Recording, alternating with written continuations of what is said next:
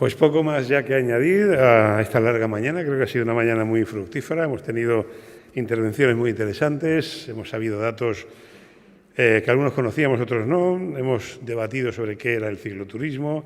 Hemos sabido que es una tendencia al alza en Europa, que el 20% de los turistas en bicicleta en Francia son extranjeros, que, como nos decía Manuel Seco, la bici es un elemento cómodo y fácil de usar, que además atrae un cliente de poder adquisitivo muy alto, que no duda en ir a hoteles hasta de 5 estrellas. Eso es interesante para todos los destinos.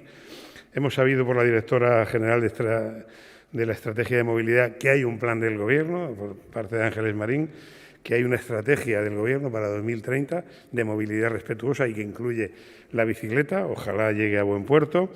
También hemos sabido por Cristina Clemente, de la subdirectora general que lleva los caminos naturales, que, bueno, que se puede hacer inversión, pero si luego no hay mantenimiento es uno de los grandes problemas. El mantenimiento pues muchas veces tiene que ir por parte del promotor, que las vías verdes ya están en Google Maps, bendito sea, que es un gran recurso para la España vaciada.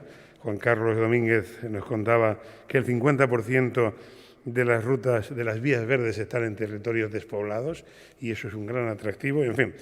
Y por parte de las empresas, pues bueno, pues más bici y menos aerogeneradores y más comunicación entre los ayuntamientos, que el cortoplacismo de que yo hago en mi municipio, pero no me pongo de acuerdo con el siguiente, no lleva a nada.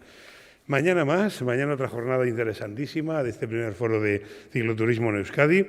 Les recuerdo, a las 9 de la mañana empezamos, igual que hoy, y empezaremos con Jaume Marín hablando de consejos imprescindibles para un destino cicloturista y muchas más cosas. No se lo pierdan. Hasta mañana a las 9.